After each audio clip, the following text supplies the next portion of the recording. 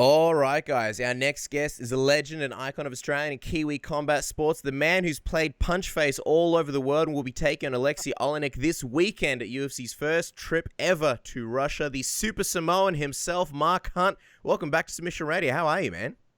Hey, guys, man. Thanks for having me on the show. Yeah, we love having you on the show, man. And it's been about 24 hours since you've touched down in Russia. Tell us, what's it been like? Because on your Instagram, looks like you're having a look a little bit around, seeing some of the sights.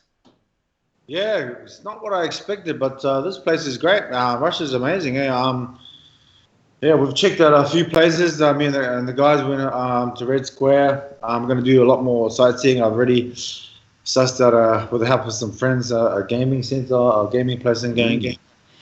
This place is great. Russia's pretty amazing, man. Shucks. I guess the big question is, because I saw you guys mentioning it in your Instagram, have you tried Russian KFC yet? And if you have, what's that been like? Well, I haven't. I'm going to do it after my fight. I will, but the boys have. I know that. They were out there this morning, I think. What are the reviews like? Have they? Do you know what they ordered? Is it a completely different? Is it? They have like comrade meals over there, and what were the reviews like? Is it the same as Australian KFC? Well, look, from what I was told, it was they couldn't explain it because it was in Russian, and they only got chicken wings because they couldn't get the thighs because it wasn't in English. So, but they said it was nice. They said the food was nice. I was like, oh, well, I'm trying that after my fight. Yeah, I wonder if the ultimate box comes with a side of vodka. We see you've got an awesome crew there in Russia. You can have beer at KFC. Really? You can have beer? Yes, sir. So we can have beer also. You can order beer at KFC. There's not KFC. You can order different places. It's crazy. Wow. There's no reason to even go out anymore. You just go to KFC for your night out and then just stay there for the food. No reason just to go after the big night out. But we saw you have an awesome crew there. You got Tai Tuivasa, Tyson Pedro. How happy were you to see Tai get matched up with JDS in Adelaide? Like I said, I was happy. Tai, he took the top spot for Adelaide, and he's rematching someone that I lost. I think Tai's going to put JDS up. The USADA's USADA's changing a lot of fighters' physiques and their mentality. So, the change of guards and the new breeds coming through. So, I think it's, a lot of the fighters are different. And I think, different from the guys I dance with. He's a lot different from when I dance with him. But I think Ty's going to put him up and move on, towards the top end, which is good news because, there's pretty much, I can't see anyone else apart from Ty from down under as a heavyweight, being as young as Ty, so that's good news. Mm-hmm. I was wondering, sort of, when you look at Ty, how much of yourself do you see in him? Does he sort of remind you of yourself when you were coming up in the ranks, and do you sort of feel like he's potentially the future of the UFC's heavyweight division?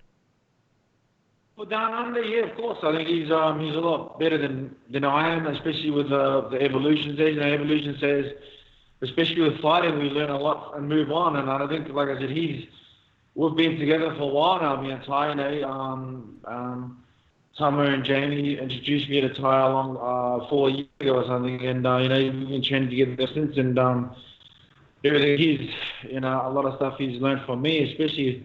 Evolution stage, of course, he's going to be a lot better, and he's going to be a lot smarter than the stuff that I want to do, especially being a fighter and falling into all these holes. And he won't have to. All he's got to be doing, like I said, he is fighting, so he's already in the top 10. He's just under me. Sky's the limit. There's I don't know how they say it. They say, what is it? Something 2.0 or the better version. So of course, Ty's going to be a lot better. He's really moving on, especially being as he was. I remember when I won the K1 World title, when I got my first work contract in the K1, I was 27. And I still had to find my way with all these things. There's no one else to point you in the right direction. But, with here, Ty, and with all the people around him, of course, he's got so much the right help. There's no way he can go wrong. Of course, there's be like the champ Robbie Whittaker bringing the belt down under. Be like the next prospect for heavyweight for us down under. So yeah, 2.0, Tai 2.0 or something. Regarding this fight, when the UFC told you that your next fight is going to be all the way in Russia, what was your reaction? And from your perspective, why take a fight so far away from home? I love competing. I love fighting. I mean, I love it that it's opening a new market. The Russian fans, so people can get to see me instead of just. I mean, I wanted, even before this fight, before I fought Curtis and lost to Curtis, I wanted someone higher. But I just I said to myself, it's a good opportunity again. I can open another market. It gets me closer to finishing my contract, which is good. I mean, like I'm not getting a top 5 guy or anything. I've gone from number 5 or 6 to number 8. The guy Derek Lewis, I beat, he's number 2. I'm like, I can't catch a break here. So I know I fucked up when I lost to Curtis, but it is what it is. So me getting back in there and competing was great. So that's why I said yes to Russia. So and the fucking text man doesn't stop calling anyway. So Well, it's interesting that you mentioned it because we know you don't have many fights left on your UFC contract. How likely is it that you think you might get like a title shot before it runs out, or is that something that's sort of not really in your mind space anymore? Yeah, I don't think that's going to happen. But these days the rankings don't really matter. I don't think anyway. So, like I said, I'm just going to take fight as it comes. I said after this match, I said to Zan if I can get a match on the Adelaide card or anywhere. Get another match as soon as possible if I'm not injured, and then go from there. A title shot is probably not even the same. There's a lot more guys that are far more deserving. But it is what it is, man. You got guys that are floating around like Brock Lesnar. He gets a title shot, and I don't even know why. So, at the end of the day, it's just the way it is. So. I was going to say, what was your reaction when you saw Lesnar got that title shot against DC?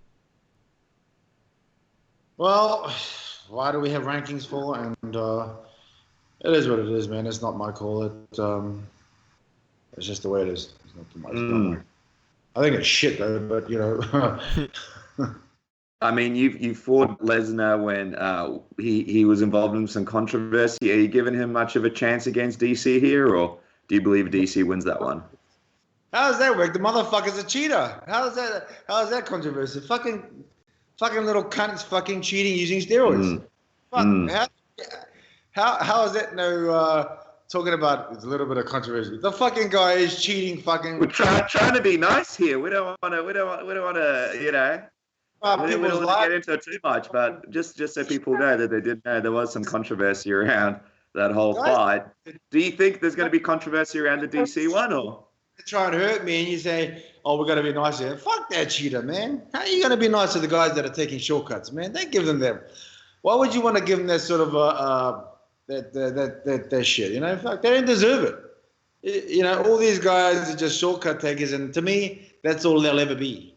Nothing else, Do you like the idea of Tai Tuivasa fighting him? Because when Tai was on the show, he said that he'd love to fight Brock Lesnar and sort of avenge you in that sense. Tai can fight any of these guys. I said so much. You know what? Like I said before, all he's got to have is an even playing field. That's all we're trying to get at.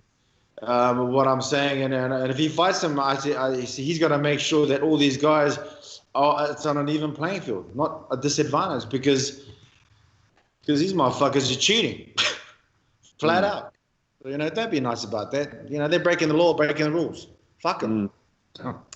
Well, speaking of your contract, Dana White actually said a couple of months ago that he'd look to renew your contract. Is that something you might be open to? I mean, you're in a big headlining fight here in Moscow.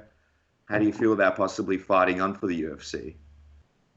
I haven't, like I said, I didn't want a lawsuit or court case against any of these guys. I said to Dana already about this shit, take that motherfucker's money off him. Don't give it to me. Just take it off the cunt so he doesn't get nothing. But they wouldn't have it. So, that's why we're here now. And with this lawsuit, all I've been trying to do is make it an even playing field. It's not even, these guys. These guys are cheating flat out, and they're still getting these opportunities. Why? Honestly, you know, I know the reason why, but, you know, I mean, fuck it. I'm not going to sit around and play, you know, get fucking injured. Like I said, I've got injuries already from fighting from guys that have been cheating. And, you know, it's not, you're never the same when you get injured like that because, you know, I mean, look at my hand. It's broken, got 16 screws in it, and I'm not as strong anymore this hand. It just affects you, especially this body being my livelihood, you know, even that good-looking face. I was just going to say, just on that hand, do you find it feels different in fights, and do you find it sort of affects the fights in any way when you fight these days? And it's not as strong as I hit something small and it hurts. It's never the same again. You get injuries like this, it just changes you. You know, and that's just the way it is with fighting. I mean, like, do you think that's an injury like that's ever going to be the same? No, I've had to have another operation. Of course, it changes you. It just you're not the same person when things like this, the shit like this happen. So. Well, let's talk about the big fight, because I know in Perth you said you didn't really know much about Curtis Blades. How much do you know about Aleksei going into this fight? Did you take some time to watch his fights? Because he has a very sort of set game plan in most of his fights. He sort of does follow the same sort of approach with a lot of his opponents. Well, I didn't know much about Aleksei. He did call me out a while ago. I have met him a couple of times. He's actually a nice guy. I know about his Ezekiel choke, but, you know, we'll work on that. I've worked everything on my fighting, my ground, my stand-up. So, you know, like I said, evolution makes you a better person if you don't learn from the same mistakes or someone else's mistakes, then, you know, you'll still be losing. So I look forward to dancing with Aleksei. He's a nice guy, so... I was going to say, just you mentioned the Ezekiel chokes, and I saw in an interview you said that you welcome the ground game and the challenge, and obviously you're known for knocking people into other dimensions, but you're not afraid to take the fight anywhere. We've seen you do it against Struve and Verdum, go to the ground with them. Why are you so happy to sort of take the fight to where your opponents are best? Well, I'm not going to try to take it to where his game is. I'm just, you know, like I said, my game plan is simple, and it's always been simple. I train for everything, prepared for the worst, but, you know, my game plan is just to go and knock his face off. So, and how that works is it just, you know, knowing what he's trying to do. So, you know, I mean, he knows what I'm going to do. You know, it's just a matter of if he can stop it. Well, I mean, it's going to be a very, very exciting fight. Just quickly before we get your final prediction and let you go. So, Moscow, what the big plan after the fight for the after party? Is it straight to KFC because they serve the beer? Or is there some other secret location that you've got in mind as well? Well, look, man, I don't know. I'm trying to, you know, after this fight, I'm trying to get down to like 110 kilograms. So I don't have to worry about that. So, I don't know. I might have a nice feed of KFC, see what happens. But, you know, I might go check out Russia more, especially because you don't really get to party much anywhere, especially in a place like Russia. But we'll see what happens, you know. You know, who knows? You might go to the fight, get a hiding, and won't feel like doing anything, just eating KFC. So you think there's actually a good chance that if everything goes well in this main event and you come out unscathed, you could have a quick turnaround and actually fight in Adelaide? This is something that you've spoken to Zen and the UFC about. Yeah, I hope so. You know, I hope so. It'll be. I already spoke to Zen. I said I'd like to get a match if I'm not injured as soon as possible, and. You know, if it's Adelaide, then so be it. You know, I'll look forward to it. It'd be great. It'd be just 3 rounds anyway. So that's a good point. To fight the same card as a Tai, you know, on the undercard also, it'd be great. You know, it'd be a good send off. Hopefully Dan Kelly gets on there. He's aiming for that retirement fight, so you get a lot of Aussies on there. Just wondering, I know you've obviously got Aleksei this weekend, but did you sort of... It'll be me and Dan's retirement fight, which is great, you know, fighting at home. What do you mean? You if you fought on that card, you'd retire on that card? Well, I mean, if it'll be my last fight with the UFC, so it'd be great, you know. I don't know about retiring per se. Like I said, it'll be finishing from the big time, and you know, like I want to fight 3 more times globally or 4. We'll see what happens, but for the division, you know, and end up chasing that cut that dream off. So, you know, that's how it works. But, you know, who knows? Maybe retire with Dan Kelly would be fun fighting at home. So Is there, again, we know you're fighting Aleksei, but is there an opponent that would make sense for that final UFC fight in Adelaide if you had to look at the rankings? You know me, man. It doesn't matter. I fight everywhere. I fight in the car park. It doesn't matter. All right, well, you don't get paid, so anyone's fine for me. So. All right, well, as we let you go, because we've been greedy with your time, what's the official prediction? What round? I mean, I know how you see this thing finishing, but what round do you think it finishes in? And is there a certain combination or a certain punch that you think gets it done? I will try, like I said, we'll try first round, second round, third round, fourth round, fifth round. I think hopefully first round I can put him out. I don't know, maybe a slip right hand with a left hook, who knows, or something like that.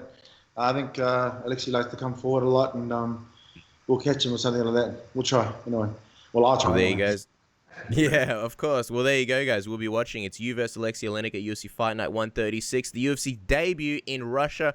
You can watch it here in Australia. I gotta piss my pants. I've been waterline. I gotta go.